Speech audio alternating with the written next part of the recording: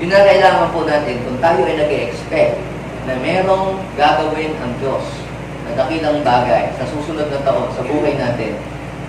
Today is the best time to prepare ourselves. Kailangan ihanda mo na ang iyong sarili. Ngayon pa man, ngayon pa lang. Bakit? Kung sa January ka pa lang magsisimulang maghanda, mag-iisip ng gagawin, I am telling you, malayo na yung iba, malayo na rating yung iba, ikaw nag-iisip ka pa. Hindi ka pa nakapag-i-execute yung mga bagay na gusto mong gawin sa buhay. Halimbawa po kayo ay pumunta sa ibang bansa at ang inyong pong flight ay December 18.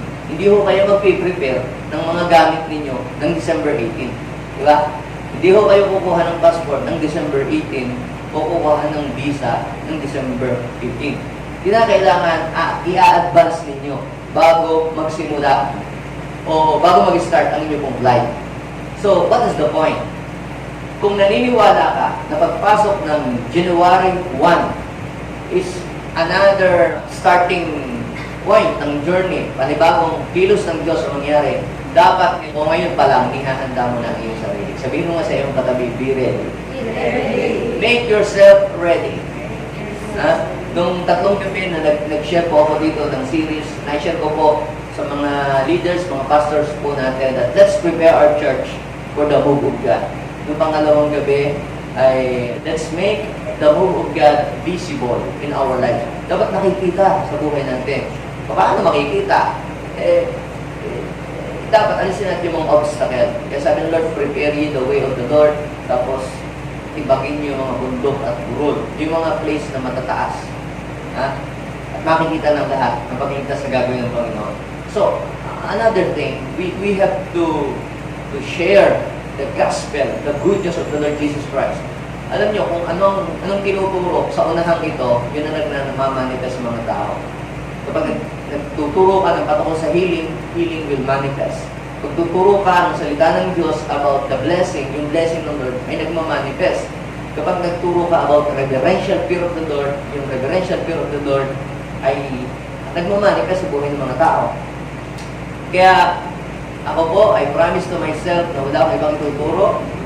Lagi sa tuwing naharap sa inyo ay hope, faith, encouragement, life. Bakit? Kasi healing, deliverance, yun ang gusto kong mag-manifest sa inyong buhay. Breakthrough. So, kita ninyo, preaching the gospel followed by the move of God. Laging ang kilos ng Diyos ay kasunod ng pangangaral ng salita ng Diyos. Kaya kung wala nang nangangaral ng salita ng Diyos, ang kilos ng Diyos ay namamatay. But the moment you share the message of God, yan man ay about salvation, healing, deliverance, patutunayan ng Diyos yung salita niya na iyong sinasabi sa ibang tao. How to make the move of God visible in our lives? Always testify what God has done to you. Ano bang ginawa sa inyo? Pero binago ka, sabihin mo. Nakatanggap ka ng blessing, na-promote ka, nakapasa sa exam, sa board exam, nagkaroon ka ng trabaho, nagkaroon ka ng breakthrough sa buhay. Lagi mong i-point out na yan ay nangyari dahil sa kagagawa ng Diyos. It is not by might nor by power, but by my spirit, saith the Lord. So makikita na ito, may ginagawa si Lord, ibig sabihin buhay siya. Visible ba sa church natin na kumikilos si Lord? Tanong lang, nakikita niyo po ba ang pagkilos ng Panginoon sa ating church? Yes. So, dapat natin yun ang ipagsabi. Kapag ka sa church, ang laging nangyayari laging lang may mga maritisan, laging siraan, chismis dito, chismis doon, ingit dito, ingit doon, namumuhay sa kasalanan, gumagawa ng mga bagay hindi kalugod-lugod. Kapag ito ang lagi nating nakikita sa isang simbahan, ibig sabihin, ang kaaway ang siyang kumikilos. Ang kaaway ang kumikilos. Kapag ang mga tao ay namumuhay sa kasalanan, ang repentant, full of pride, ang kaaway ang kumikilos. Nagiging hati-hati, divided.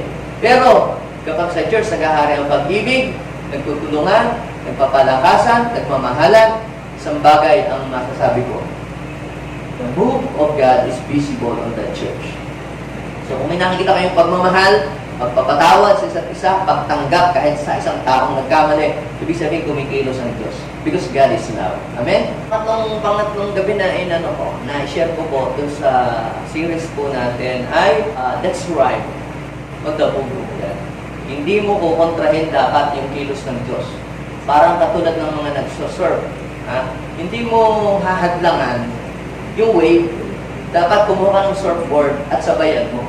Pag hinarang mo ang anon, ikaw ay pwede kang malunod. Gayon din, kapag lagi mong kinokontra ang kilos ng Diyos, it is very dangerous in your part. So, kaya kinakailangan, pag nakita ang kilos ng Diyos, sabayan mo mong kontrahin. Kung hindi mo pa naiintindihan, yan mo lang. Dahil minsan may mga bagay hindi natin naunawa, katulad ng deliverance. Noong una, hindi ko tanggap ang deliverance. Pati yung commanding the angel, pero hindi ko kinokontra. At habang yun ay nagaganap sa church, binabasa ko ang Bible, totoo nga, totoo ng angel. Meron nga pala sa Bible na si Jesus, nagpala siyang demonyo. Hindi ka kumukontra. Dahil pag kinontra mo, ang nangyayari, ang kilos ng Diyos, pwedeng ikaw ay mapahamak, o pwedeng ikaw yung maging hadlang para mahintok yung pagkilos ng Diyos. Amen? Kaya, ngayong year na to, pag sinabi natin mga kapatid na move, pag sinabi natin kasing move of God, ang move of God has a different form. May iba't ibang form, mga kapatid, ang kilos ng Diyos. Kung sa isang lugar ay maraming tao ang mga may sakit, so ano ang ina-expect ninyo na kilos ng Diyos na mangyayari sa lugar na yon? Pag kumilos ang Diyos, tiyak magpapagaling siya. Sa isa namang lugar, kung maraming mga tao na namumuhay sa kasalanan, maraming bisyo, kung ano-ano mga pinagagawa sa buhay, hindi nakakalugod sa Panginoon, pag kumilos ang Diyos, ang mga tao babaguhin. Babaguhin niya. Kung sa pamilya ninyo naman, gibit kayo, hirap kayo, baon kayo sa utang, walang trabaho, mga kasambahay ninyo, walang-wala talaga kayo, hirap sa buhay. Pag kumilos ang Diyos, mga kapatid, magpupur out siya ng provision. Makakaranas kayo ng financial breakthrough. Kapag kumilos ang Diyos sa iyong anak, tatalino ang iyong anak. Tamad pumasok, biglang sisipag, mag-aral. Biglang tatalino, nagkakaroon ng katalinuhan. Sa church na walang nasa-save, ibig sabihin walang pumupuntang mga baguhan, hindi nagmumultiply, hindi dumadami ang disciples, walang napuproduce na church. Pag kumilos ang Panginoon, may mga church na mabubuksan, may mga taong darating, may mga taong mauuhaw sa Diyos at may in love kay Lord. So, ngayon mga kapatid, the move of God has a different form. Kaya pagka kumilos ang Diyos, this year 2024, that is another year, kung noong 2023, maraming ginawa ang Panginoon mga kakaibang bagay na nung panahon mo lang na yun naranasan. Sino po dito yung year 2023? Noon lang yan naranasan yung isang bagay na yun. Either yan ay blessing, either yan ay breakthrough or promotion. Sinong naka-experience na first time yung nangyari yun? Yung iba yung naka-abroad. So, bagong bagay. Iba doon sa nangyari ng 2020. Diba? Iba din yung nangyari ng 2021 sa buhay mo. Iba din 2023. So, ngayon mga kapatid, meron tayong idea na ngayong 2024, meron panibagong kilos na gagawin si Lord. Kung ang technology ay naglalabas palagi ng bago, hindi sila nauubusan. Ang mga auto, ang mga sasakyan, laging naglalabas ng panibagong model. Hindi nauubusan ang tao na pag-create ng mga bagong invention. Baka next year, bago na namang iPhone, bago na namang model ng sasakyan. Hindi nauubusan. Bakit? Kasi yung ganong kakayahan na mag-isip ng tao na gumawa ng mga bagong bagay, yan po, mga kapatid, ay galing sa Diyos.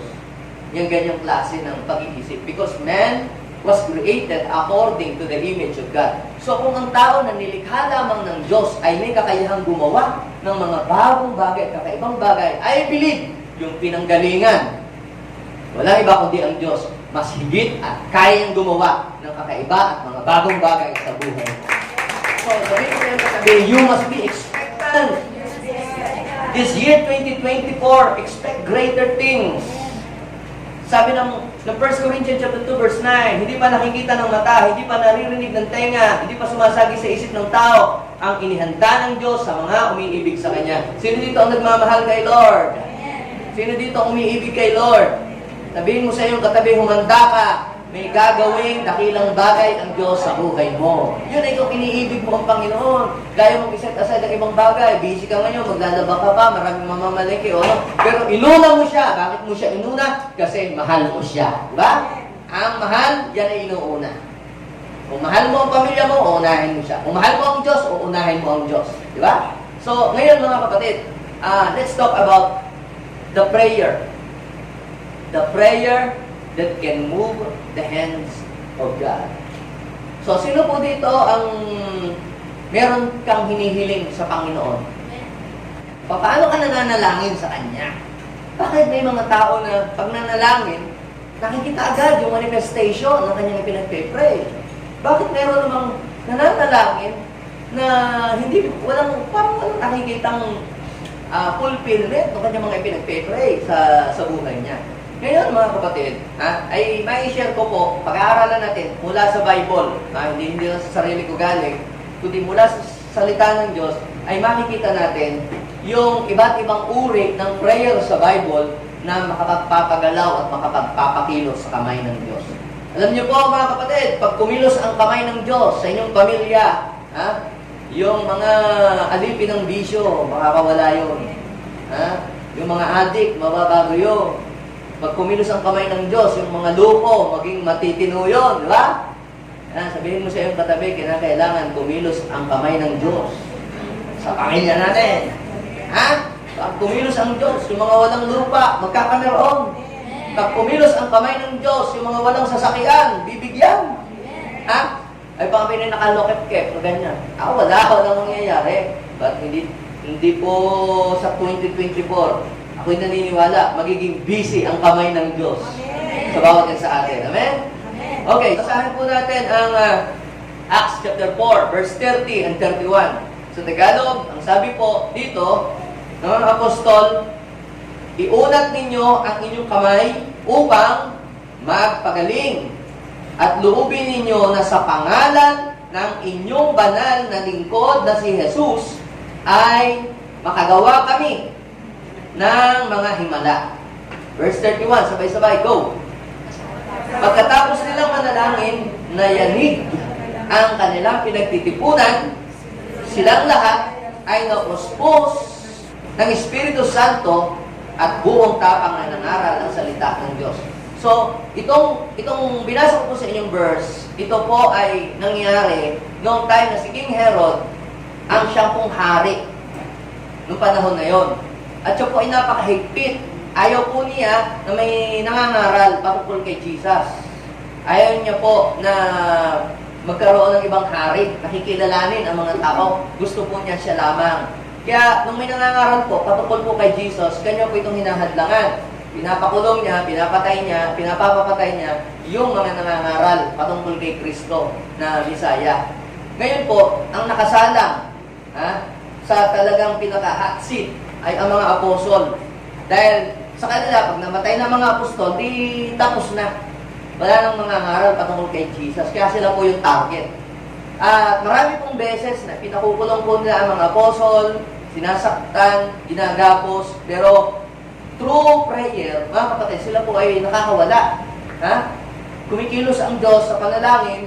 Minsan, si Peter, nakakulong, biglang nananalangin yung buong church. Magdamag, pagtapos biglang yung angel susuguin ng Panginoon, biglang tatanggalin yung kadena, yung susi, makakalabas po sila. Ganun po yung mga pagkilos ng Diyos, kakaiba nung panahon po ng mga apostol. Ngayon po, parang kung titingnan, parang paliit ng paliit yung mundo nila sa pag-share ng gospel. Hindi naman po pwedeng ma-stop yung pag-share ng gospel dahil paano malalaman ng mga tao yung salvation na ino-offer ng Diyos para sa kanila kung hindi sila mag-share ng Word of God. Ang utos ng Panginoon, go therefore and to all nations and preach the good news of salvation. So, pero binabawalan po sila. Kaya nag-decide si Peter, we rather obey God rather than men. Masusundin namin ang utos ng Diyos kaysa utos ng tao. Kasi sila po ay pinapatigil, pinapa-stop, tumigil daw po sa pangangaral sa pangalan ni Jesus. Kaya ang ginawa po nila, sila po ay nag-pray. They are in a critical situation. Sila po ay pinagbabantaan, pinagbabawalan dahil papatayin po sila. pagka po sila ay nangaral pa sa pangalan ni Jesus. Pero alam niyo po, hindi po sila nagpatinag, hindi po sila nagpapigil, at hindi po sila nagpahinto. Alam niyo po ang ginawa nila? Sila po ay nanalangin sa Diyos. Sabihin natin, nanalangin sa Diyos. Ha? Ngayon, dito, mga kapatid, nung pong sila ay nanalangin, ang prayer po ng mga apostol, Lord, igalaw mo po ang inyong kamay. Iunat mo po ang inyong kamay para magpagaling. Kasi po, nung panahon na yon, kung kayo po ay mangangaral, basta lang po kayo mangangaral, wala akong maniniwala po sa inyo. Bakit? Dahil nung panahon yung may nangangaral din po. Pero, ang sabi po ng mga apostol, iunat po ng Diyos ang kanyang kamay para magpagaling. Bakit? Para may ebidensya na yung kanila pong ipinapangaral na salita ng Diyos ay tunay. Kung talagang tunay, yung Jesus na yung pinapangaral, dapat maging visible na siya ay kumikilos sa iyong buhay. Kung totoo ang Jesus na yung sinishare, dapat may nababago sa buhay mo. Dapat naaayos ang buhay mo, hindi nagiging worse. I doubt kung isang tao ay totoo talagang nakakilala sa Panginoon 20 years after, 25 years after, tapos ganun pa rin ang buhay. Kung nung nag-start ka, utangero ka hanggang 20 years, ganun pa rin buhay mo, para walang nangyari sa buhay mo. I doubt kung talagang nakilala mo si Jesus. Dahil kapag nakilala mo si Jesus, hindi ka lang masisave, papaguhin pa niya ang buhay mo. Nasabihin mo sa iyong katabi, pag tinanggap mo si Jesus, hindi ka lang niya ililigtas, papaguhin din niya ang buhay mo, iaangat ka, uunlad ka. Bakit? Because you are connected to the right source. Pag ikaw ay connected sa maling source, kung ano yung pinagkokonikan mo, yun magiging ikaw yun. So, dahil po sa panalangin po nila, mga kapatid, kumilos po ang Diyos at pinatunayan ng Panginoon na siya po ay Diyos na makapangyarihan. Now, sa bundok ito, almost all religion believe in prayer. So, lahat ng klase ng religion, naniniwala sila sa panalangin. Ang mga Buddhist, ang mga Islam, ang mga Catholics, even Satanists, they believe in prayer. Alam niyo po, ang mga tao ay iba't iba po ang kanila pong dinadasalan. So, different religion has a different object ng dinadasalan. Yung po mga Buddhist, nagpipray po sila kay Buddha. Yung po mga Muslim, nagpipray po sila kay Allah. Yun naman po mga Catholic, nagpipray sila kay Virgin Mary, kay St. Peter, St. John, Tesoro, Manawa. Ang dami nilang pinagpiprehan. Yun naman pong mga iba, yung mga cult, nagpipray din sila doon sa mga founder nila. Meron naman pong yung mga paganists, nagpipray sila doon sa mga ancestors, yung mga kaluluwa ng mga taong mga mahal nila sa buhay na namatay. Pero ano ba ang mabisang prayer? Ano ang powerful at effective prayer? So, alin kayang prayer ang powerful and effective? So, ang powerful and effective prayer, malalaman natin kapag binasa natin ang Bible. What is the powerful and effective prayer? John chapter 14, verse 13 to 14. This is powerful and effective prayer. Kung gusto mo na, kapag ikaw ay nananalangin, kumikilos talaga ang kamay ng Diyos, dito ka manalangin. Sabi po, at anumang hilingin ninyo sa aking pangalan ay gagawin ko upang parangalan ng Ama. Sinong nagsasalita dyan? Si Jesus Christ. Si Jesus Christ, sinasabi niya sa kanyang mga alagad, anumang hilingin ninyo sa aking pangalan. Sino yung nagsasalita? Sino yung sinasabi niyang sa aking pangalan? Sino yun? Si Jesus. So kung mananalangin ka, ang ituturo ng Bible, hindi ko sabi. Sabi ng Bible, lagi dapat titingnan, ano ba ang sinasabi ng Bible? Sabi ng isang religion, dapat dito ba mag-pray kay Martin Luther? Sabi naman ng isa, dito daw may pray kay Confucius. Sabi naman ng isa, kay Buddha daw. Sabi nito, kay Tesoro daw. Ano naman ang sabi ng Bible? Yun ang tingnan po ninyo. Ano naman ang sabi ng Bible? Naniniwala ba kayo that the Bible is the Word of God? Inspired by the Holy Spirit. Ito ang Word ng Panginoon. So, ano sabi? At anumang hilingin ninyo sa aking pangalan. O, hindi sa pangalan ni Confucius. Hindi bahala kung naalala niyo ba nung nag-pray si Elijah at saka yung mga prophet ni Baal? Pray po sila ng pray. Inabot na ng alas 3. Walang tumutugon. Sabi niya, kung talagang tunay ang Diyos nyo, manalangin kayo, mananalangin din ako. Ang Diyos na tumugon sa pamamagitan ng apoy, yun ang tunay na Diyos. So nauna po yung mga ni Baal, pray po sila ng pray, wala pong bumabang apoy.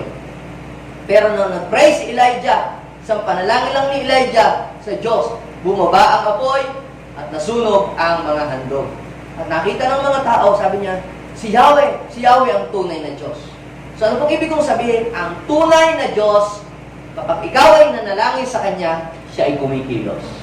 May ginagawa. Amen? Hindi siya tulog, hindi siya patay. Hindi mo kailangan buhatin siya. Hindi mo kailangan lagyan siya ng ilaw kasi He is the light of this world. Hindi mo siya aalayan ng pagkain kasi siya ang source. Siya ang provider. Baligtad, sino ba ang nagpo-provide ng pagkain? Ikaw ang puprovide ng pagkain para sa Diyos na hindi dinadasalan? O yung Diyos na dinadasalan mo ang magpo-provide sa iyo? Sino ba dapat ang magbubuhat sa iyo pag may pagsubok ka?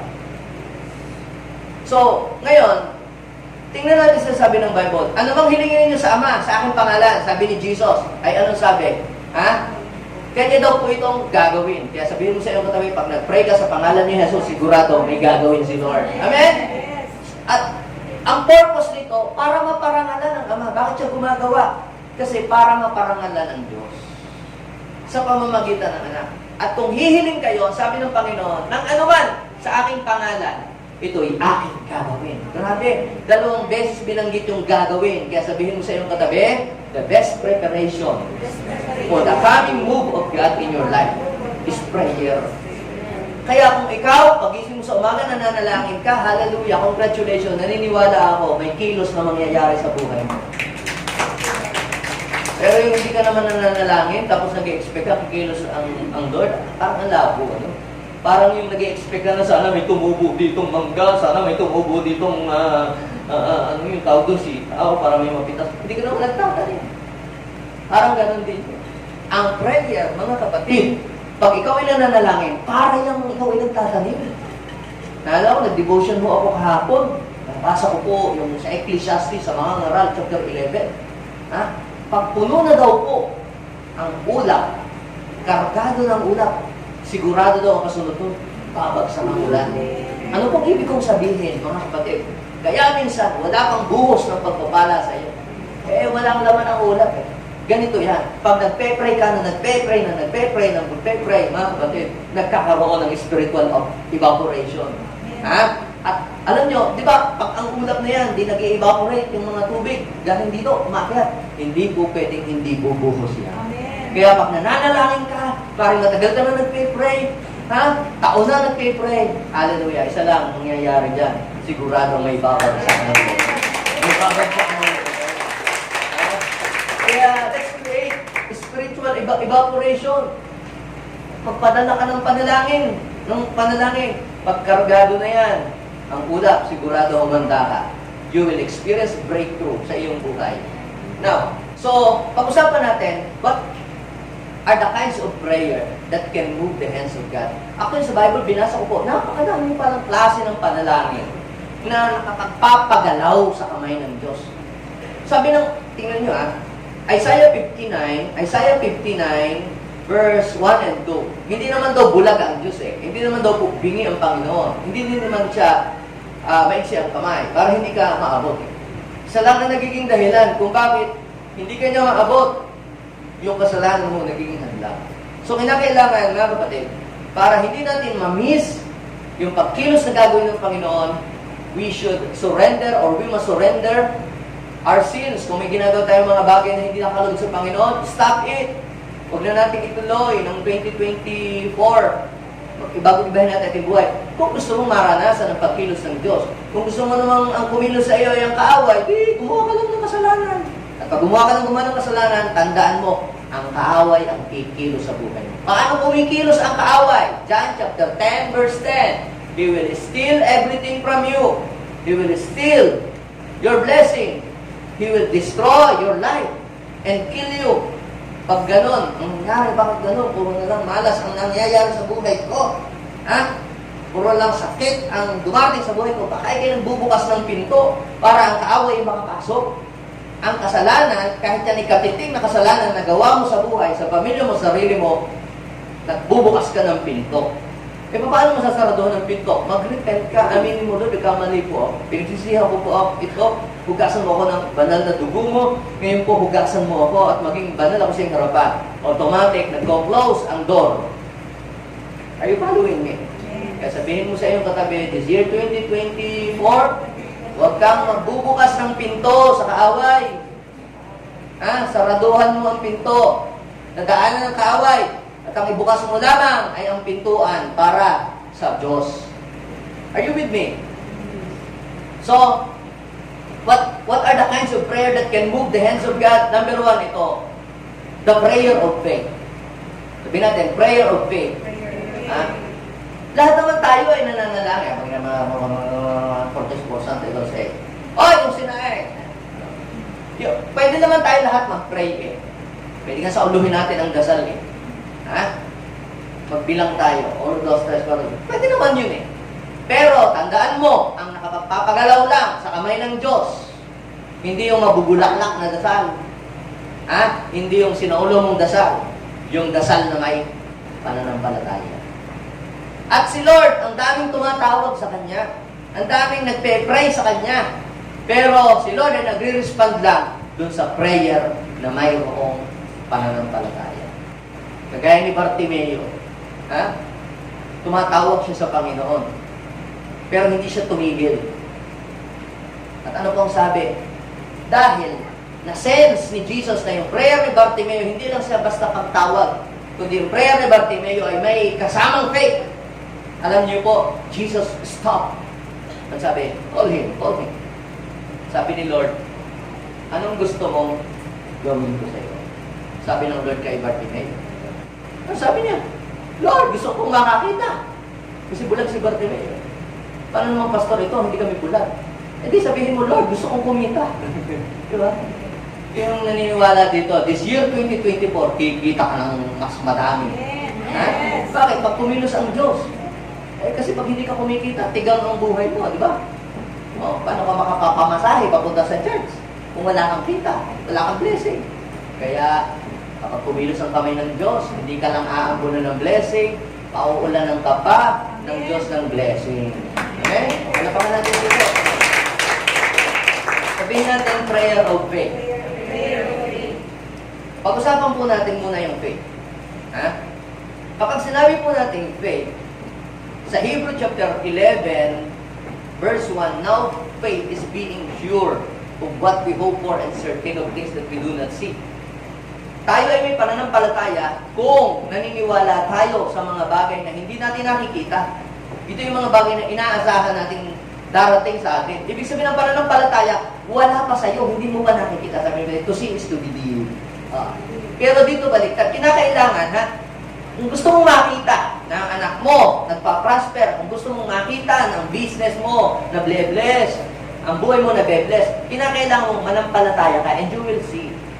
Ibig sabihin ng manampalataya, wala pa sa iyo pero pinaniniwalaan mo na hindi mangyayari. Hindi yung, baka sino, magdasal na tayo, baka sakaling tayo pala rin. Ano yun, para tatayo ka sa loto, baka sakali ka. Sabihin mo siyang katabi, yung prayer of faith, sure yun. Now faith is being sure. Sabihin natin, sure! This year, 2024, sure na meron kang matatanggap na magpapala sa Diyos. Amen? Ang sabi po ng Mark, chapter 11, verse 24, ano nakalagay ito? Kung mananalangin kayo, sabi ng Panginoon, alam mo daw ang hingin niyo sa panalangin? Maniwala. So, ibig sabihin yung nagpe-pray, iba yung nagdadasal lang sumasabay lang, o nakaugalian mo lang. Naki-join ka lang. Iba yun. Iba yung talagang naniniwala ka. So, pag nananalangin ka, dapat maniwala ka. Wala pa sa'yo yung iyong hinihingi, pero Ini-imagine mo na, kiniklaim mo lang nasa iyo na, at sabi ay, matatanggap mo nga. Yun. Wala pa sa kamay mo, pero, as if, nasa iyo na. Halimbawa, nagpipray ka na magkaroon ng anak, wala kang anak. Bibili ka na ng mga gamit ng pangbata. Ha? Nagpipray ka, Lord, makakapag-abroad ako. Ano yung faith ng tao makakapag-abroad? Kukuha ka na ng passport. Ha? Mag-a-apply ka. Lord, bibigyan mo ako ng trabaho. May resume ka ba? Saan na lang yan? Pag dumating na, hindi ka naniniwala, kapatid. Ha? Dapat tagahanap na ng trabaho kahit sa job street. Ha? Ang taong nananampalataya may ginagawa. Sabihin mo siya ng tabi, ang nananampalataya may ginagawa. So, prayer is action. Kasi pag sinabi mo, Lord, bibigyan mo akong trabaho, pero hindi ka nag-a-apply, kinokontra mo ang iyong prayer. Ikaw mismo ang kumukontra sa prayer. Ba't ka nag-a-apply? Kung ikaw ay nananampalataya, nananalangin, nabibigyan ka ng trabaho, dapat nakaprepare ang iyong resume, gumawa mga 1,000. Ewan ko na lang kung hindi ka magkaroon. So, ang prayer na merong faith ay may kalakip itong gawa. Ang prayer lang, ng prayer na hindi kumikilos ay walang pananampalataya. Because faith without action is dead. Tingnan natin, faith without action is dead. Nag-pray tayo na nag-pray, Lord, bigyan mo kami ng lupa, bigyan mo kami ng lupa para sa church namin. Naghanap kami ng naghanap. Until one day, nakakita tayo na lupa dito sa malapit. So, ibig sabihin, huwag ka lang magdasal. Yung iyong dasal, samahan mo ng pananampalataya. Pag sinabing faith, faith is action, not just believing. Faith is doing. Halimbawa, naniniwala ka, makakapasa ka sa board exam, ano gagawin mo? Magre-review ka. Bakit ka nagre-review? Dahil naniniwala ka, makakapasa ka. Kita niyo mga hindi naniniwala, ay, ayoko mag-review, mag-board exam, baka hindi ako makakapasa. Oh, may mga gano'n, di ba?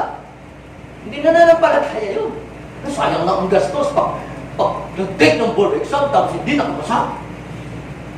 Tandaan, si Ludi nga po, mga kapatid, natapos siya ng exam niya. 3 beses nag-take. Nung una, hindi nakapasa. Pray ulit, Lord, ako mapayag, meron ako. Pangalawang take, bagsak na naman.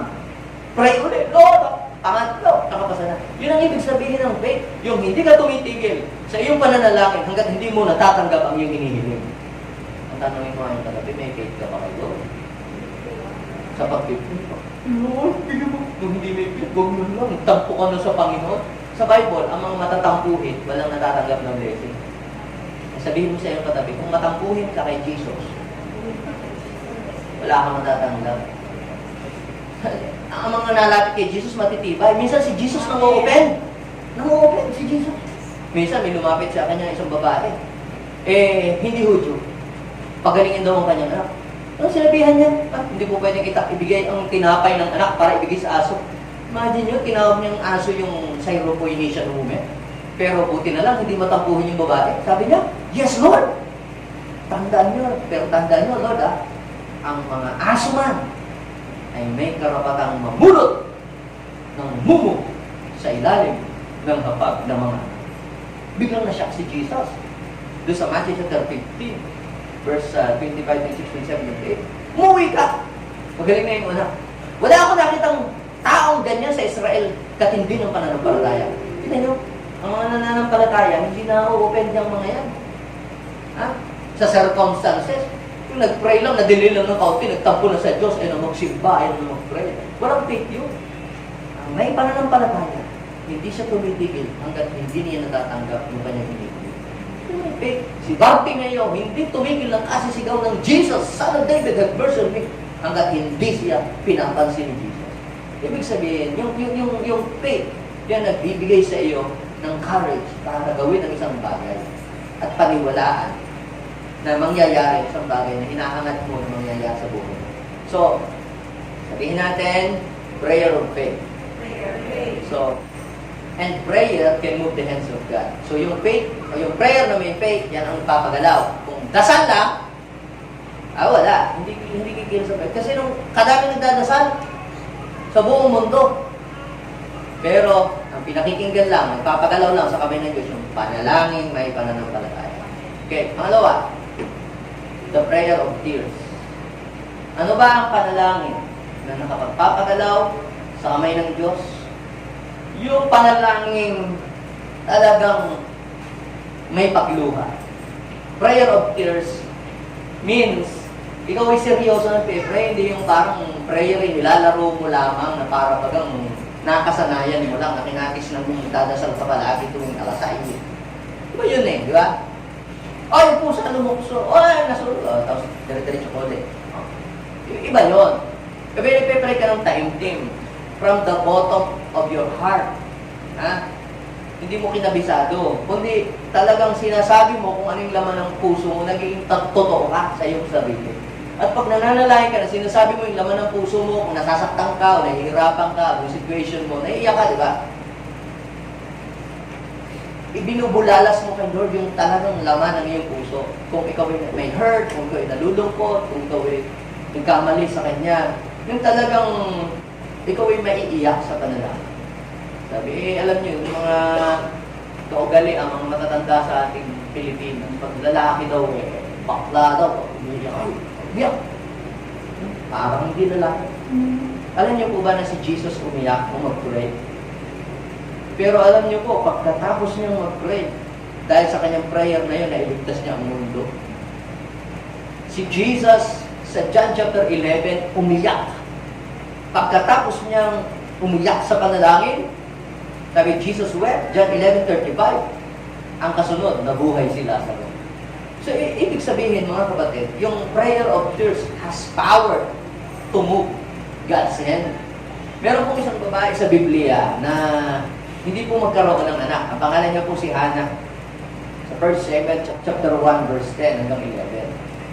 Si Hannah po ay binubuli. Kasi noong unang panahon, sa kultura nila, hindi natin, pwedeng magkaroon ng maraming mga asawa. Ngayon, siya, nilalait, binubuli ng kanyang karibal dahil wala siyang anak. Dahil wala siyang anak, wala din siyang, mas konti lang yung portion na natatanggap niyang support doon sa kanyang asawa. Kaya parang feeling niya aping-api siya. Umakyat si Hannah sa temple at nag-pray. Nag-pray siya. Sa 1 Samuel chapter 1 verse 10. Anong ginawa niya? Siya daw po ay buong pait na lumuluha. Walang pakunwari yan. Hindi yan drama. Diba? Hindi yan yung dasal na sinaulo. Hindi yan yung dasal na binasa sa papel. Yan yung talagang dasal na kung ano ang nasa sa puso mo, hinuhugot mo, sinasabi mo, pag pinupunapo ko ng puno. Diba? Ganun, sinasabi mo lahat ng naman ng puso mo. Kung nasasaktan ka, nahihirapan ka sa situation mo, talagang pinupulan. Bibigyan mo ko ng hindi ko papaputol ang buhok. Bata pa lang magsiserve na siya. Taimtim siyang nagpe-pray. Alam niyo po, pag binasa niyo the whole story, binigyan nga siya po ng anak. Si Samuel. At nung may offer niya kay Lord, binigyan pa uli siya ng Diyos ng 5 pang anak. Kaya sabihin mo sa iyong katabi, nakikita ng Diyos ang iyong pagluha. May nabasa nga ako, I think, hindi ako nagkakamali. So, Psalms 82 verse 5 or 6. Hindi ko lang parang nadaan na ito. Yun daw pong ating mga luha ay iniipon ng Diyos sa kanyang kamay. Iniipon ng Lord sa kanyang bote. At pag yun daw po ay puno na,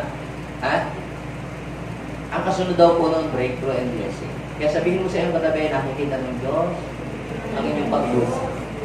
Hindi man nakikita ng nanay mo, ng asawa mo, ng tatay mo, ng kapatid mo, yung iyong pagluha, ang importante, nakikita ni Lord. At bawat patak ng iyong luha, naka-record yan sa langit. Amen! Meron po namang isang hari, ang pangalan niya po ay si King Hezekiah. Si King Hezekiah ay, hindi ko din naman siya sa Panginoon. Pero siya po ay tinaningan. Ang nagtaning, hindi doktor. Hindi doktor. Sino mismong nagtaning sa kanya na mamamatay na siya? Si God. Sabi, ipatawag mo na yung huling habilin dahil mamamatay ka na, hindi na magtatagal ang iyong buhay. Sabi niya kay King Hezekiah.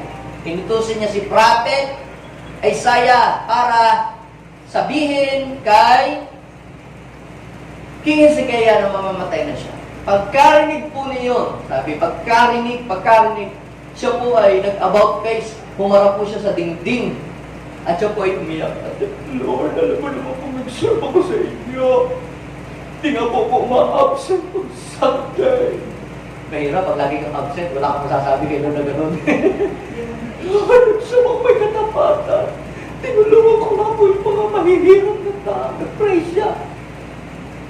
Mahamag ka. Ay, hindi pa nakakalabas ng gate. Si Isaiah, sabi ng Lord sa kanya, bumalik ka. Isaiah 38 verse 5. Ang sabi sa kanya, sabihin mo kay Hezekiah ang sinasabi ni Yahweh, ang Diyos ng iyong ninunong si David, nakita ko ang iyong pagluha at narinig ko ang iyong dalangin, kaya dadagdagan ko pa ng 15 taon ang iyong buhay. Anong ibig kong sabihin? Pag ikaw pa rin nananalangin at ikaw ay talagang taintin na nanalangin with matching ay mo kasi sa mga artista, hindi pinapala, pag-arin na. Yan, ha? With matching tears. Nako, kumanta ka. Ang kasunod niyan, may matinding pagkilos na gagawin.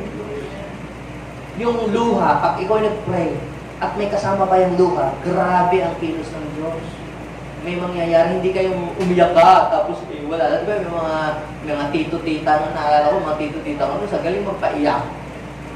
Na, talagang gusto nilang kikitang umiiyak ka, tapos magtatawanan ka pag umiiyak ka. Pero si Lord hindi gano'n. Pag umiiyak ka, natatouch ang puso ni Lord at tumutugon si Lord. Naalala nyo, meron pang isa yung pinalayas ni yung asawa ni Abraham yung matulong, si Hagar. Ang nangyari, naubos yung mga pagkain niya, paikot-ikot sila sa wilderness. Umupo sa, doon sa isang bato, si Hagar. Lord, hindi ko matipis na sabi mo kay mamamatay sa grupo. Alam mo, dahil sa kanyang pag-iyak na yun, biglang nagsalita ang Panginoon. Sabi niya, Hagar, narinig ko iyong pag-iyak at ang pag-iyak ng iyong anak. Kaya huwag kang mag-alala, puprovide ko ang pangailangan niyo. Alam niyo, pagkatapos nun, biglang bukas ang kanyang mata, nakita niya yung balon sa kanyang harapan. Wala siyang tubig. During the time, biglang may balon. At sabi, sumalok siya at sila po inunom. Ano kung ibig kong sabihin, mga kapatid? Kung ikaw ay nasa point ay kayo walang-wala na, hindi mo na naman gagawin. Kapag pala kayo umiyak sa Panginoon, the Lord will open your eyes and you will see the well of blessing. You will see the well of breakthrough sa iyong buhay. Ano ang mangyari? Sabihin mo sa iyo, pag umiiyak ka sa prayer, hindi ibig sabihin, bading ka o ano. Dahil si Jesus umiyak. Si David umiyak din eh. Ha? 1 Samuel chapter 30, verse 6, umiyak si David. Hari yun. Pero yung pala yung sikreto ng kanyang katapangan. Yun ang sikreto ng kanyang power. Nagkakaroon ng heartbreaking, nabe-break yung puso, nababasa, para makakilos ang Diyos. Kasi ang Diyos hindi makakilos pag bato ang puso. Yung mga taong hindi umiiyak, bato na ang puso mo. Hindi makakilos ang Lord sa kanila. Pero pag ang puso ng tao lumambot, ayaw kumilos ng Diyos na may malambot na puso. Okay. So, una, prayer of faith. Pangalawa, anong klaseng prayer? Prayer of fears. Kaya kung nanalangin ka, tapos mayroon pang pagluha, sigurado may mangyayari sa prayer. Hindi yung walang kwentang panalangin. Okay? Tinetreasure ni Lord yung bawat pagluha mo pag nananalangin sa Kanya. Okay. Pangatlo, prayer with fasting. Ano po yung prayer with fasting? Nananalangin ka, at ikaw ay merong sacrifice na ginagawa doon sa prayer mo. Alam niyo po, fasting has a different form. Ang pag sinabi natin fasting, yung literal fasting, it means to abstain from any kinds of food. Hindi ka titikim ng anumang pagkain dahil ikaw ay merong itinidil kay Lord sa prayer. So, ang pagpapasting, yan man ay 1 hour or 8 hours or days, ibang pa nga. Kapag yan ay sinamahan ng panalangin, ito po ay may visa. So, nagiging powerful ang fasting kapag ikaw ay nananalangin, nag-worship, at binabasa mo ang salita ng Diyos. Pag sabi fasting, hindi ka tumitingin ng anumang pagkain, hindi ka din umiinom minsan, ikaw ay lang ay nakapokus sa iyong prayer. Dahil meron lang isang bagay na hinihingi sa Diyos. So, pag ikaw ay nanalangin at sinamahan mo ng fasting, ito po ay 10 times powerful dun sa normal prayer na ating ginagawa. Bakit? Kasi pag ikaw ay nagpray-pray na ikaw ay nagpa-fasting, nakapokus ka, hindi mo iniisip ang pagkain. Of course, nagtatang nagugutom pa, nararamdaman mo. Biglang parang akala mo may nakikita kang vision. May mga manok, fried chicken, mga inihaw na isda, may mga salad. Hindi vision yun. Gutom. Gutom lang. Pero pagka ikaw ay sinamahan mo nun, siyempre may battle. Si Jesus nag-pray and nag-fast. Pero ano right after that, grabe yung miracle na nangyari. Bibigyan ko po kayo isang halimbawa ng powerful prayer with fasting. Ang mga Hudyo, during the time of King Cyrus of Persia, meron pong nainis sa mga Hudyo kasi ang pangalan niyo po si Haman sa Book of Esther. Binasa niyo yung whole story. Ang ganda ng kwento na yon. Meron pong daw isang lalaki na gusto niya na magbaw sa kanya ng mga Hudyo. Ay, kaugalian ng mga Hudyo, turo sa kanila ng Biblia na hindi sila luluhod sa sino man, sa Diyos lang. Hindi ka sila pwedeng magluhod sa rebulto, sa mga Diyos-Diyosan. Si Yahweh lang ang kalang luluhod. Ngayon, dahil hindi po sila nagbabaw sa tao, pinarusahan po sila at ng kamatayan. Meron po yung time kung kailan sila isasagawa yung pagpatay po sa kanila. So, they are in a hopeless situation dahil natataka na ng hari eh. Ibig sabihin, pag tinataka na ng hari, kumbaga pinirmado na ng hari yan, hindi na mababali yun. Ang utos ng hari, hindi mababali. Hindi nyo pwedeng palitan. Kahit ang hari siya, pag meron na yung silyado na, hindi niya pwedeng baguhin yung batas niya kapag ka napirmahan na niya. Ganun po ang nangyari sa mga Hudyo, mauubos sila. Ngayon, ang ginawa po ni Mordecai, yung uncle ni Esther, siya po ay nag-fasting, hindi siya kumain. Ang ginawa lang niya, nagdadasal. Nakita ni Esther, Queen Esther, na hindi kumakain yung kanyang uncle, nagdadasal lang. Binigyan ng pagkain, binigyan ng damit, hindi tinanggap. Sinabi niya yung situation, sabi niya, wala akong magagawa. Dahil reyna lang ako. Sabi ni Mordecai, akala mo, makakaligtas ka, kahit reyna ka, Hudyo ka rin. Ang malay mo, kaya ka nilagay ng Diyos dyan para sa pagkakataon ito. At siya'y natauhan. Sabi niya, if I perish, I perish. Nag-fasting din siya, hindi din sila kumain. Nag-set sila ng time na hindi sila kakain. Lahat sila, yung mga katulog. Magpe-pray lang tayo. Focus natin sa prayer kasi meron silang dinidil kay Lord. Ano? Iligtas ng Lord sila sa kamatayan. Iligtas. Ngayon, ito na po nangyari. Kinausap niya ang hari, napaburan siya. So, alam niyo kung ginawa? Gumawa ng another batas. Yung nagtangka sa buhay ng mga Hudyo, nabihitay. Tapos yung day na kung kailan sila ay bibihagin ng kaaway, nabaligtad. Sa Book of Esther, chapter 9, verse 1, nabaligtad. Kaya sabihin mo sa iyong katabi, kapag nag-pray ka, the Lord will turn your bad situation into good. Naniniwala po kayo, mga kapatid?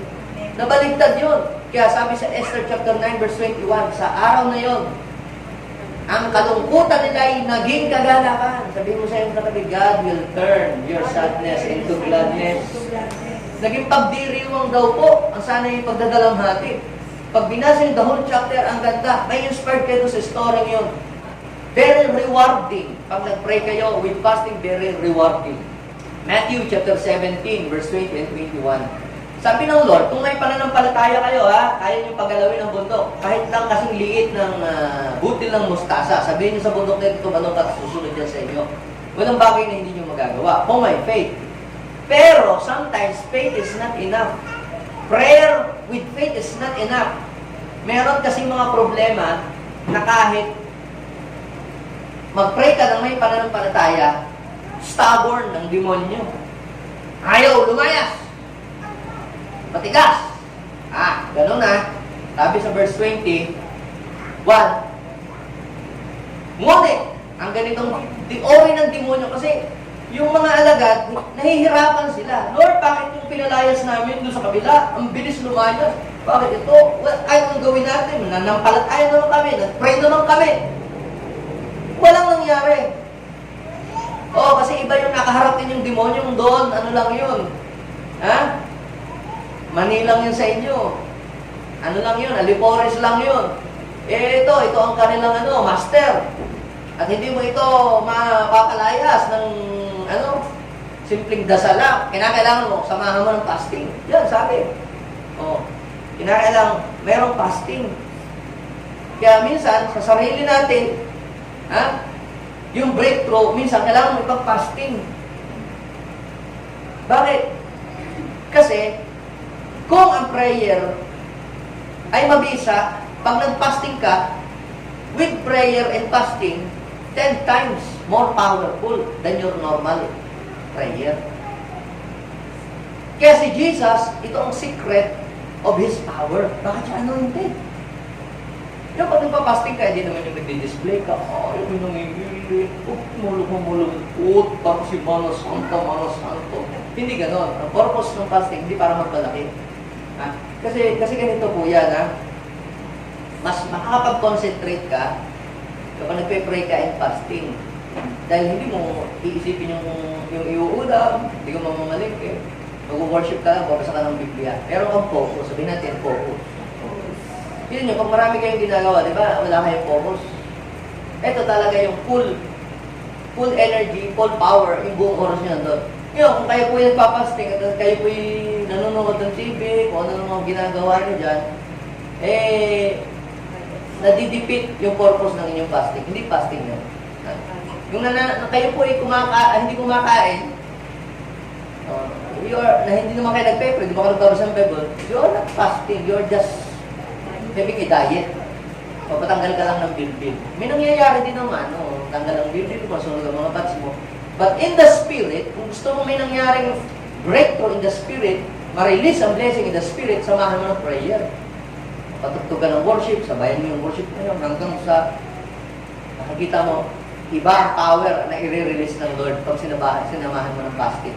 Kasi doon, namamatay ang iyong flesh, namamatay ang iyong desire sa mga mundong ito. Wala yung mga lust of the eyes, lust of the flesh, mamamatay lahat yon. At ang mabubuhay lang yung spirit, lalakas yung iyong spirit. At pag malakas na yung espiritu mo, ikaw ay nagiging, nagiging overcomer ka. So, hindi ka madaling mabuwal ng mga pagsubok at problema. Try this, mga kapatid. Gawin niyo po yun. Umpisahan niyo sa maliit lang na oras. Hindi niyo kaya sa araw, gawin niyo sa gabi. 1 hour before, hindi na kayo kaya, kunyari 6, tapos mag-break kayo alas 6. Gagawin mo, worship and pray. Kaya nyo naman ng 6 to 2, 1 hour before 6, hindi na kayo kakain. Gagawin nyo lang, mag-pray kayo, mag-worship, then mag-break na kayo ng alas 2. Kung kaya nyo naman, 10 to 6, 1 hour before 10, mag-start na kayo mag-pray, hanggang 6. So, huwag ninyong gagawin yung 40 days kung hindi pa yung nakakapag 1 hour fasting. That is lack of wisdom. Yan. Yung mga nagpapasting ng mga gano'n, yan, dapat yung nagpapatingin sa doktor. Ngayon, ginagawa mo hindi para ipagyabang. Ginagawa mo yun para magkaroon ka ng mas maraming oras na ikaw ay mas nakaka-concentrate kayo. At mga mararamdaman mo, parang nagiging malinis ang iyong isip, nagiging clear. Yung mga mind mo dati na kung anong mga garbages, nandyan, mawala lahat yun. Makiklear. At tatalas yung iyong pag-iisip. Tatalas ka sa spiritual. Magiging sensitive ang iyong spirit at ang iyong discernment. Madidiscern mo.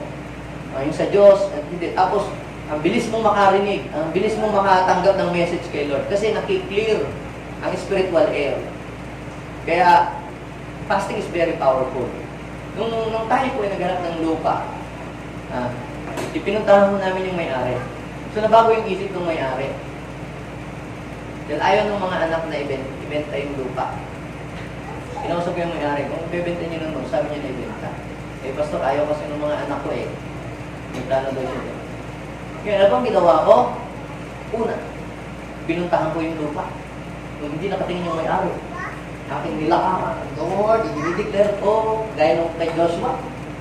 Pangalawa, kung hindi nakatingin, dumakot ako ng lupa, nandun sa plastic, tulit ako. Tinanong ko sa amin, pinag-pray ko, with fasting. Lord, ayaw ibenta ng may-ari. E may ibida ba ako na sa 2020 dapat may lupa na kami? Mapapahiya ako, Lord. Okay lang ako mapahiya, ikaw.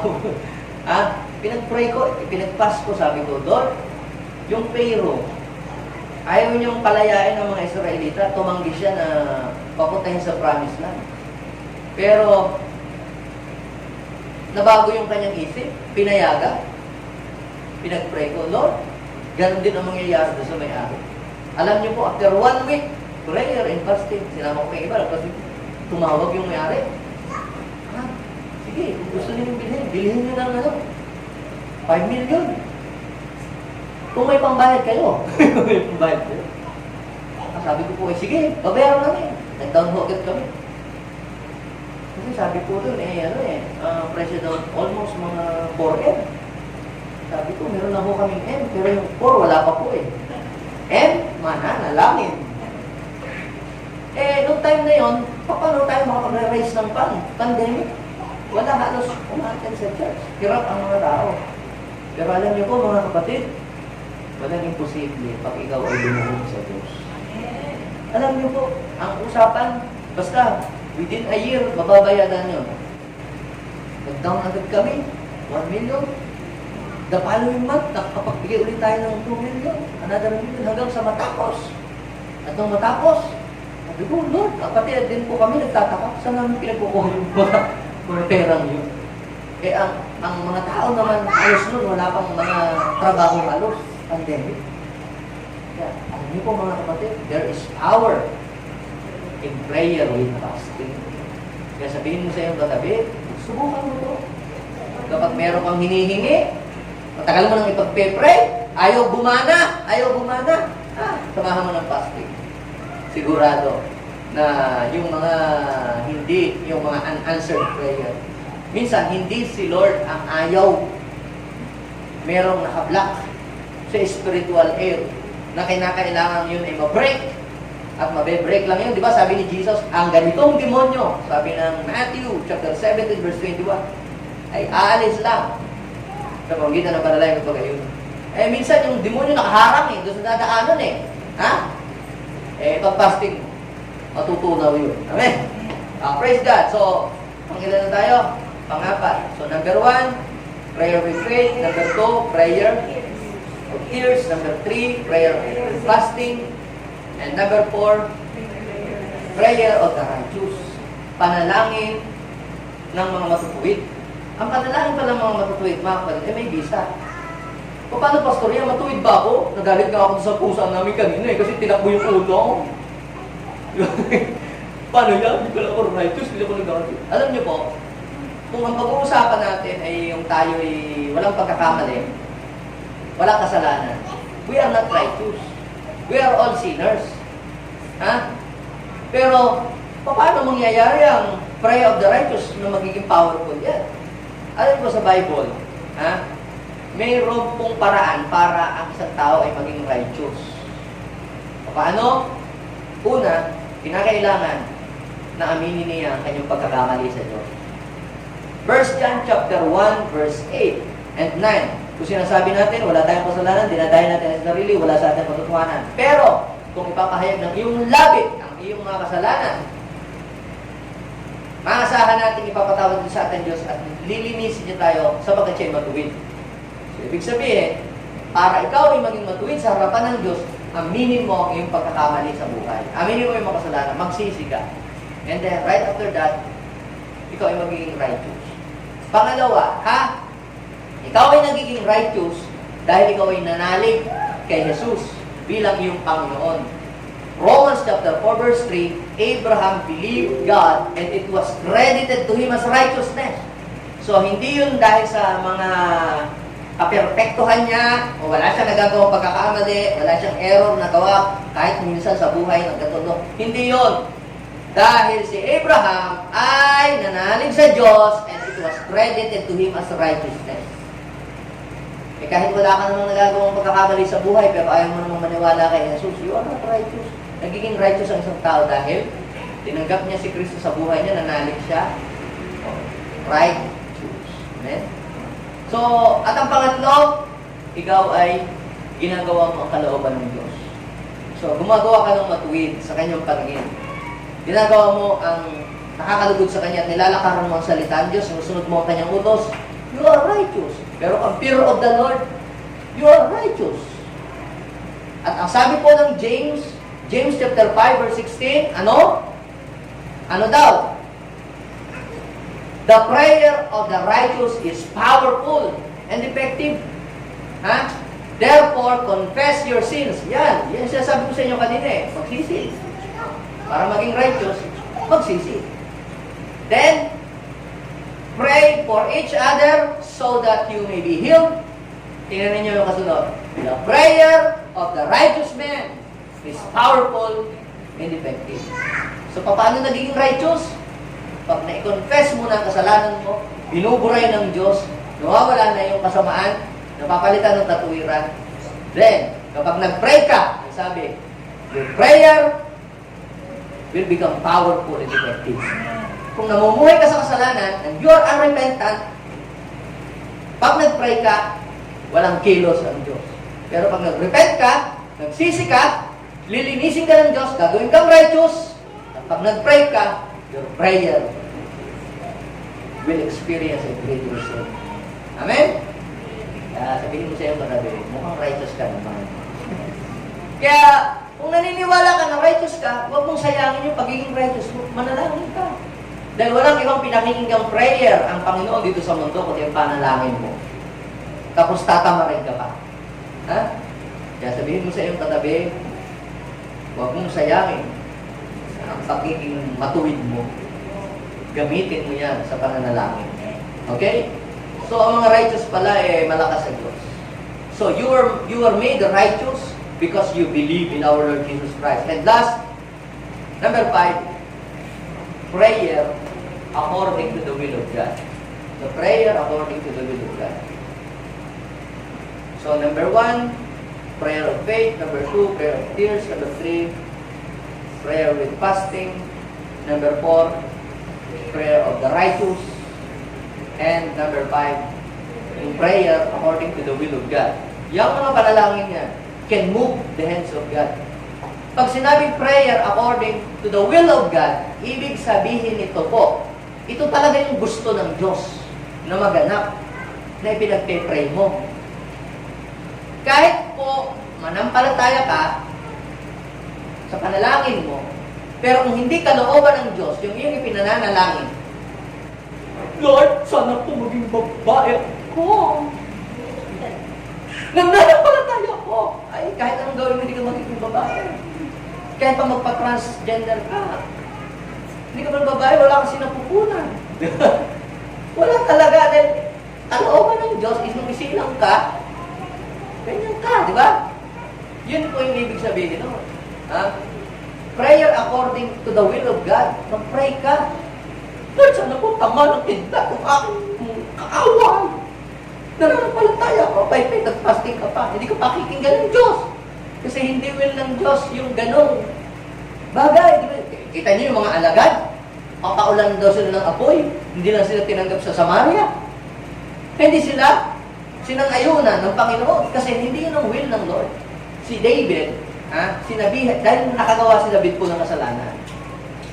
Nag-fall siya sa adultery. Ngayon, nagkaroon siya ng anak. Kasi alam niyo po, sa Israel, napakahalaga ng bawat panganay na anak. Ang hari ay hahanap yun ang mapapapasahan ng kanyang pagkahari. Kaya marami siyang panganay. Kasi hindi niya alam kung ano mabubuhay doon. Nung araw, nung mga panahon kasi, puro gera. Basta't anak ng hari, may threat yan, papatayin yan. Kaya ang hari noon, panahon yun, ang mga anak niya, puro panganay. Kasi kung napatay yung anak niyang panganay din sa kabila, mayroon pa isang panganay. Kaya sabihin mo sa iyong katabi, hindi ka naman siguro hari, ano? Kasi marami kang panganay. Ganun po noon, yun ay war.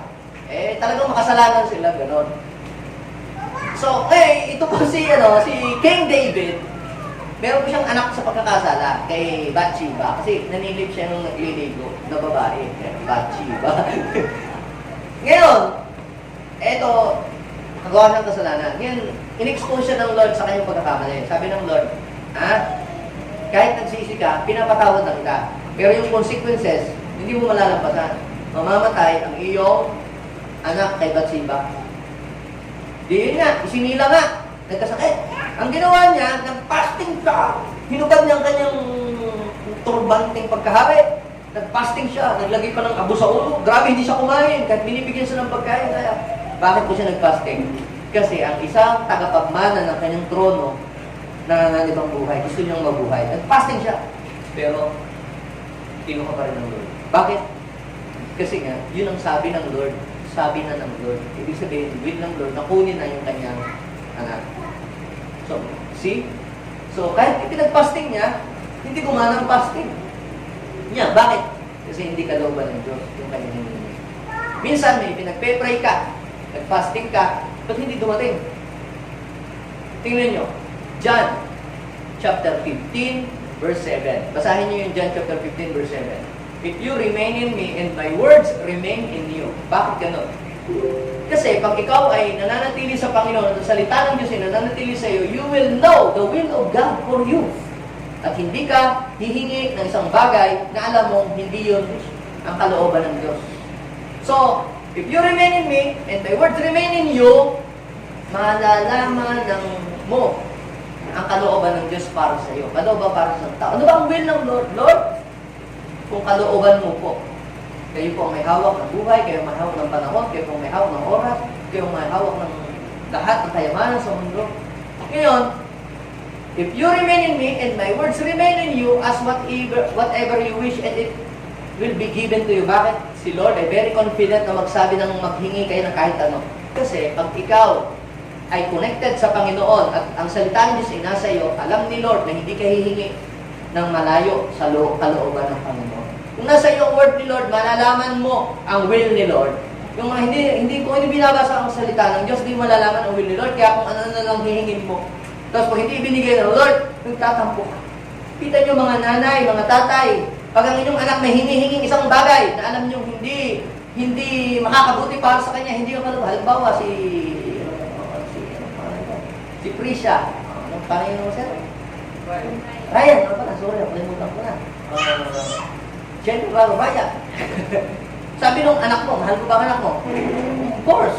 Daddy, akin yung susi ng motor at magmumotor ako. Bibigyan mo ba yung susi ng motor? Sige anak, mag-drive ka kasi mahal na mahal kita. Di ba? Kahit siya maglulupasay, umiyak-iyak dyan, hindi mo ibibigay. Bakit? Dahil once na ibigay mo yon, hindi na pagmamahal yun. Pag yun, nabungko, natumbahan ang muko. Bakit? Hindi yun makakabuti para sa kanya. Minsan may si Lord, ba't hindi binibigay sa atin? Kasi nakikita ng Lord hindi yun makakabuti. Now, the point is this. Ngayon, para hindi masayang ang ating mga dasal, pasok sa bangang prayer, dapat ay malaman natin ano ba ang kalooban ng Diyos. Para malaman ang kalooban ng Diyos, ano dapat? Ibasahin mo salita ng Diyos, makinig ka ng preaching, i-reveal sa ng Lord ang kanyang will. Kaya pag nag-pray ka, hindi naman sayang yung dasal mo. Hindi sayang yung fasting mo. Di ba? Hindi sayang yung pinanampalatayaan mo. Talagang tutugon si Lord. Kikilo siya. Now, sabi ng 1 John, chapter 5, verse 14, basahin natin. Hindi tayo nag-aatubiling lumapit sa Kanya. Alam nyo, ganito, simple. Kapag ikaw ay nananalangin at alam mo na ang iyong pinapanalangin ay kalooban ng Diyos, meron kang confidence, meron kang peace. Kita nyo, yung mga nag-i-struggle, alam mo, yung sa faith naman, pupunta ko sa may pupuntahan ako. Nag-i-struggle ka eh. Alam mong hindi ka papayagan, alam mong hindi sa mabuti ang punta. Kinakabahan ka eh. Pero, pag alam mong sa wasto, meron kang peace. Hindi ka nag-i-struggle. Ikaw ipanatag. Alam niyo po, meron tayong instinct na malaman ang kalooban ng Diyos. Mararamdaman natin, meron kang Holy Spirit. So, magaan sa iyo pag pinag-pray mo yun. Ha? Hindi tayo nag-aatubiling lumapit sa Kanya sapagkat alam nating ibibigay niya ang anumang hilingin natin na naaayon sa Kanyang kalooban. Kaya sabihin ko sa iyong katabi, ngayong taon na darating, maraming mga panalangin ang darating sa iyo at ibibigay ni Lord. Basta, manalangin ka na may panampalataya. Basta at ikaw ay manalangin, samahan mo ng pagluha, samahan mo ng pag-ayuno. Yan. Alam niyo, double purpose yan eh. Pambawas ng bilbil, tsaka pagtanggal ng toxin sa katawan, at tsaka panglinis ng isip. O, tapos tutugon pa si Lord. Ang daming blessing. Mawala pa yung mga cancer natin sa mga katawan natin. Kaya minsan tayo nagkakasakit na eh. Puro na dami na nating mga mantika sa katawan. O, mag-fasting ka, tapos samahan mo ng prayer. Aba, hindi lalo ka ng bumuti. Ano pa? Yung prayer ng righteous. At yung prayer na naaayon sa iyong kalooban niya. Before I end, tayong lahat ito hindi. Isaiah chapter 65, verse 24. Ang dalangin nila, kanino kaya dalangin yun? Sabihin mo, prayer mo yun. Ang dalangin nila, sino kaya yun? Yung mga nananampalataya, yung mga righteous. Ang pinapanalangin, ginagawa, kalooban ng Diyos. Sabi doon, ang dalangin nila, kahit hindi pa tapos. Sabi sa Batang kasi, humahaging pa lang, nag-i-start pa lang eh. Yung dasal mo, ang dalangin nila, habang kahit hindi pa tapos, ibibigay na. Yahon. Hallelujah, Lord. Walang dasal, walang luka, walang prayer na nasasayang kapag sa iyo direktang lumapit. Panginoon, salamat po sa inireveal mo sa amin ngayong umaga. At naniniwala kami, Panginoon, lahat ng magpa-practice ng iba't ibang klase ng prayer, they will experience a great result. Yan man ay prayer for healing, prayer for breakthrough, prayer for promotion, yan man ay prayer para sa kagalingan ka ng mga anak. Lord, I pray, kumilos ka. Yes. Marami kaming mga kahilingan na hindi natugon. Ginawa na namin ang lahat ng effort. We did our best. Pero Lord, hindi ibig sabihin magsasawa na kami. Alam niyo po, marami mag-pray kayo, tayo lahat, nagsama-sama pray. May mga hiniling tayo kay Lord na hindi natin natanggap, talagang hindi tayo pinagbigyan. But it does not mean nahihinto ka nang lumapit sa Kanya. Maaari kaya hindi ibinigay ng Diyos, may purpose si Lord. Baka pag ibinigay ng Panginoon, pwedeng mapahamak, o pwedeng hindi ka mapaputi, or whatever. Ang Diyos lang ang nakakaalam. Pero it does not mean na nag-pray ka na hindi ibinigay ng Lord ay titigil ka nang lumapit sa Kanya. Tandaan po natin, mga kapatid, ang dalangin natin kapag kalooban niya ng Diyos, kahit hindi pa tapos, ibibigay na ng Diyos. Yes, Lord. Hallelujah. Panginoon, hayaan mo po na kami ay matutong manalangin. Lord, ang aming prayer, Lord, napakabisa pala po nito. Kami lang ang tinatamad. Minsan kami lang walang gana. But God, every time we pray, we open our mouth to pray to you, Lord. Lagi pong may gagawin kayo. Jesus, move in this place right now. Open the doors and windows of heaven. Panginoon, tayo po ay magpakumbaba at magsisi. Patawarin niyo po kami sa aming mga pagkukulang at mga pagkakasa. Kung marami kaming pangalan na tinawag, yung pala po, Panginoon, ay isa lamang pala dapat ang aming tatawagan sa tuwing kami ay mag-pray. Walang iba kundi ang pangalan ng Jesus. Forgive us, O God. Kung nag-pray kami sa aming mga lolo-lola noon, humihingi kami ng tulong. Nagdasal kami sa aming mga lolo-lola at humingi kami ng tulong. Lord, mali po pala yun. Dapat pala po sa inyo lang kami mag-pray. God, patawarin niyo po kami. Kung kami po ay nanalangin sa mga namatay ng tao, forgive us. Sa mga namatay ng santo, patawarin niyo po kami. Kami lamang po pala ay sa iyo dapat magdasal. Linisin mo ang aming puso, ang aming isip. Lord, hindi po namin sinasadya.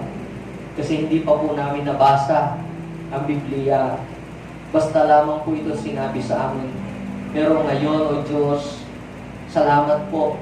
Dahil i-guide mo kami sa pamamagitan ng iyong salita. God, maghari ka sa aming buhay. Hugasan mo kami ng banal na ito. Pwede bang sabihin natin, Panginoong Jesus, ako po'y lumalapit sa iyo.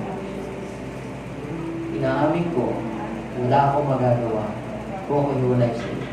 Binubuksan ko ang aking puso at tinatanggap kita bilang Panginoon, sariling tagapagligtas ng aking buhay. Tulungan mo ko, Panginoon, kumilos ka sa bawat panalangin na aking idudulong sa iyo. In Jesus' name. Amen. Ako na lang ang mag-pray. God, bless these people. Idinadalangin ko sa oras na ito na lahat ng panalangin gagawin nila, yan man ay sa araw o gabi, yan man ay sa sasakyan nila o saan man sila nandoon. God, dinideklara ko mabuksan ang langit. Every time na sila ay mananalangin, mabubuksan ang langit, O God, at ibubuhos mo sa kanila ang mga pangailangan. Bless them all, O God. This year, 2024, hindi namin mamimiss ang mga bunga ng panalangin. Yes, Jesus. Maraming salamat. This is our prayer. Amen. Palakpakan po natin.